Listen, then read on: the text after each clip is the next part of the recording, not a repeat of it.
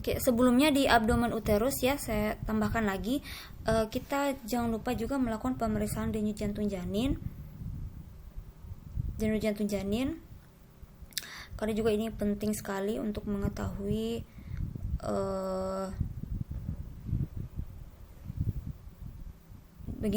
mengetahui bunyi ataupun denyut jantung janin ini. Karena ini sangat penting, karena perkembangan bayi ataupun bayi ini berkembang itu juga bisa kita tahu dari denyut jantung janinnya. Jadi untuk denyut jantung janin ini kita menggunakan, untuk memeriksanya menggunakan monoaural atau linek ya, atau juga bisa menggunakan Doppler. Jika menggunakan monoaural atau linek, maka yang perlu kalian perhatikan bahwa bagian yang menempel di telinga adalah bagian yang datar ya. Sedangkan yang bagian berlubang adalah yang akan menempel pada bagian perut ibu.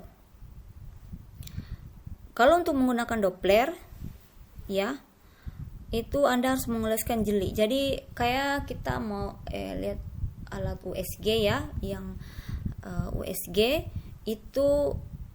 itu sama ya, sama bentuk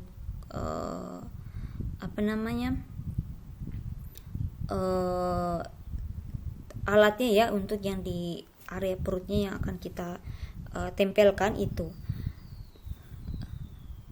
Jadi sebelumnya kalian harus mengoleskan jeli, kemudian pada permukaan area yang akan diauskultasi. Jadi untuk cara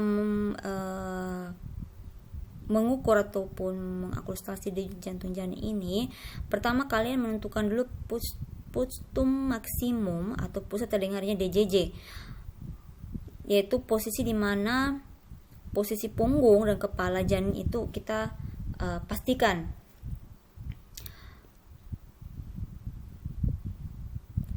Jika punggung janin itu berada pada uterus kiri ibu dan kepala janin berada di fundus, maka tarik garis lurus dari pusat ke arah ketiak ibu, hitung 3 jari di area pusat ke arah ketiak kiri. Kemudian tempelkan monoaural atau Doppler, hitung denyut jantung janin selama 1 menit penuh ya. Jika punggung janin berada pada uterus kanan dan kiri, uterus kanan ibu ya, ini dan kepala janin berada di fundus, maka tarik garis lurus dari pusat ke arah ketiak kanan ibu, hitung 3 jari dari arah pusat ke arah ketiak kanan, kemudian tempelkan monoaural atau Doppler, hitung DJJ selama 1 menit penuh. Ini nanti saya akan kirimkan juga ya SOP pemeriksaannya ini, karena untuk pengkajiannya ini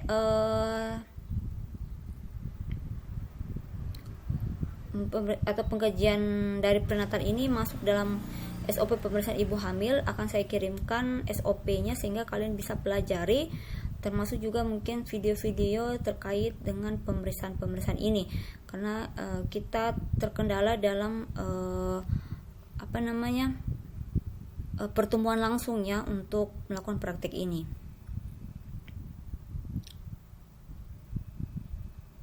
Jadi untuk menghitung DJJ ini kalian hitung 1 menit penuh ya, itu 1 menit penuh. Nah, setelah untuk DJJ ini kita kaji berapakah frekuensi DJJ, keteraturan, kekuatan, dan detak jantung janin. Jadi frekuensinya, keteraturannya, kekuatannya, dan juga kekuatan dari DJJ, detak jantung janin ini.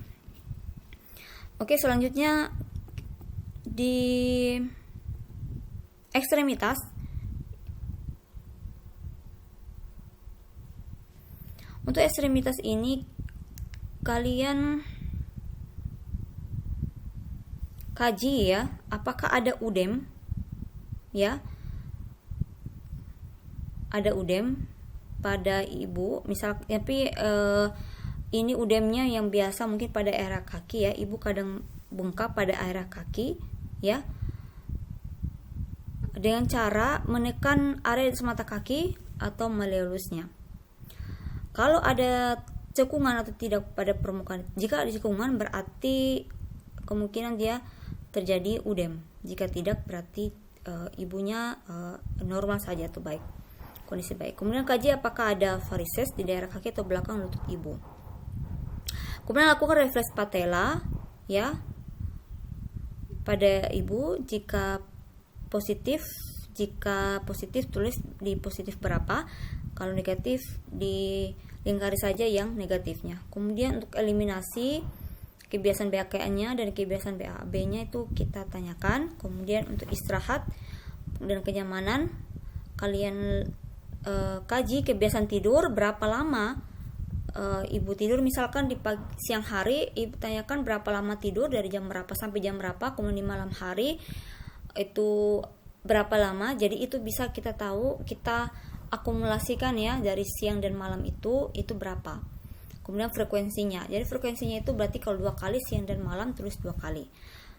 Kemudian kalau untuk keluhan ketidaknyamanan, jika ada, area apa saja, karena biasa ibu hamil mungkin nyamannya dia berbaring terlentang, mungkin tidak nyaman karena sesak, bisa saja.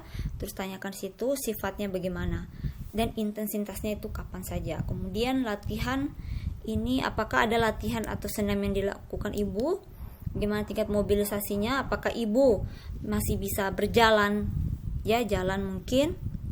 Kemudian masalah nutrisi dan cairannya juga, bagaimana nafsu makannya, apakah baik, kurang atau tidak ada. Kemudian mual muntah, kadang ibu ya masih di trimester awal itu masih ada mual dan muntah. Kemudian asupan cairannya bagaimana, cukup atau kurang. Kemudian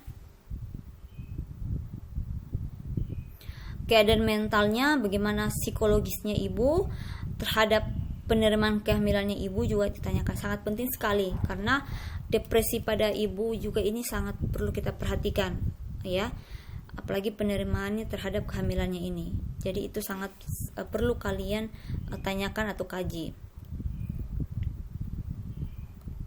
Termasuk di sini persiapan kehamilannya, bagaimana senam hamil, bagaimana rencana tempat melahirkan, perlengkapan kebutuhan bayi dan ibu, kesiapan mental ibu dan keluarga, dan pengetahuan tentang tanda-tanda melahirkan, cara menangani nyeri dan serta proses persalinan. Jadi sangat penting kalian untuk kaji ya, karena kalian bukan hanya mengkaji tapi juga memberikan penyuluhan terkait dengan begini, tanda-tanda melahirkan, cara menangani nyeri, serta proses persalinan.